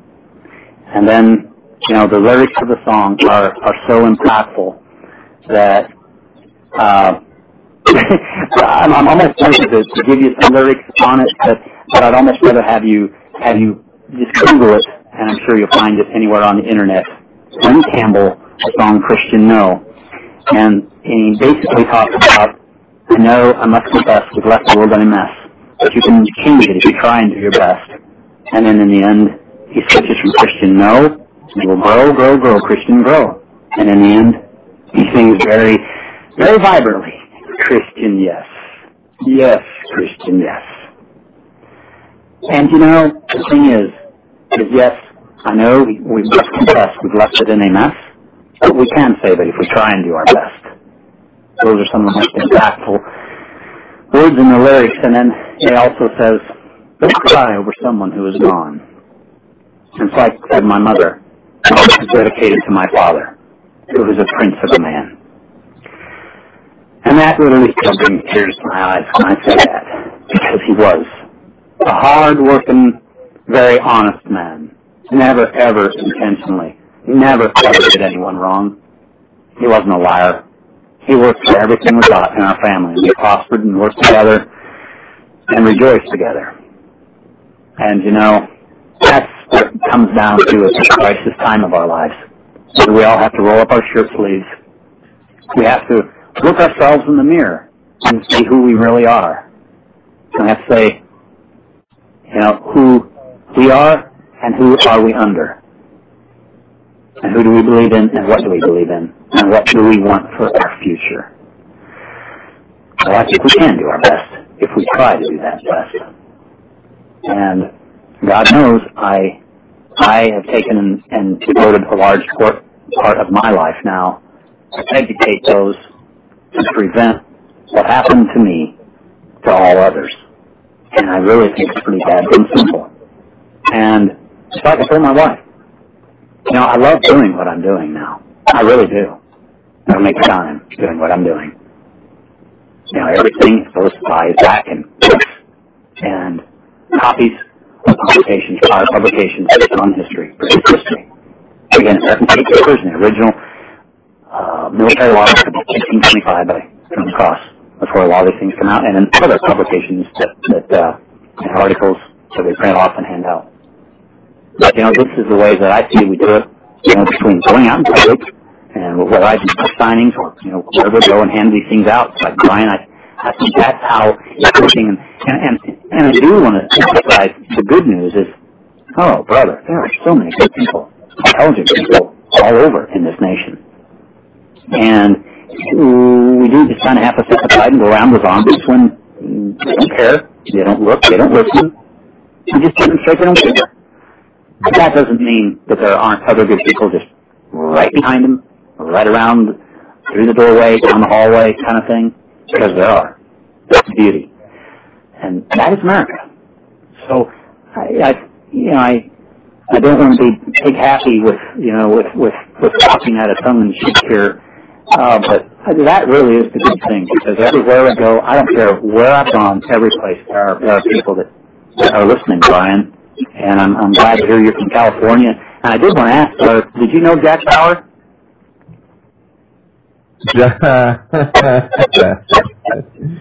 I knew somebody similar. Okay. He didn't save the world every 24 hours, though, but he did damn good work. Yeah. Well, it's amazing how you take somebody like Jack Bauer, shot up to the United States' fifth largest talk show host, and died and passed away.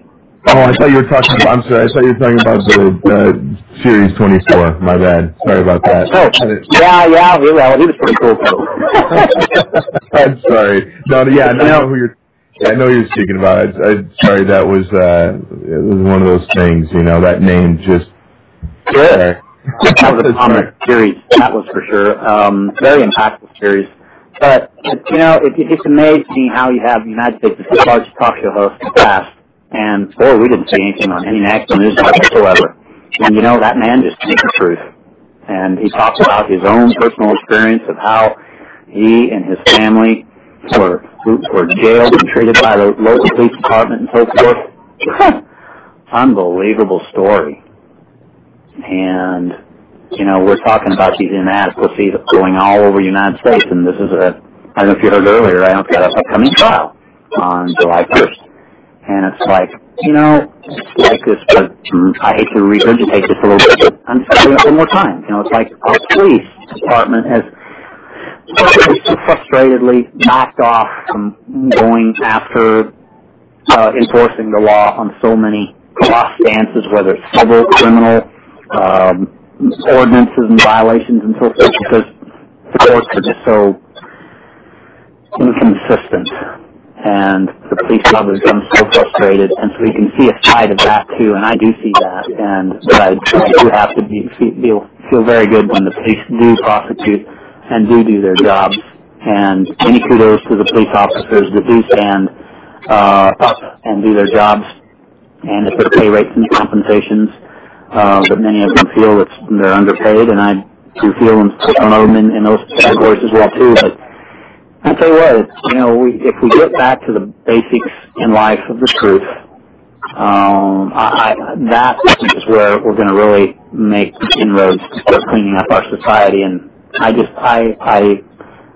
don't know if all the other listeners feel the same way, but I just can't really stomach to watch anything on television anymore or the newspaper, because it's all so tainted and so much of it is untrue. I don't have a feeling that we are being told the truth. Just like the unemployment rate, we know that's not true. Hey, I hate to interrupt, but we're going off air in 25 seconds. I hate to do that. Yeah. So, Brian, you got anything to add? Oh, no. Unfortunately, or maybe fortunately, I don't. This is the least amount I've heard Brian talk ever. I did fall asleep at 4 o'clock in the morning again and wake up a few hours ago, so I'm relatively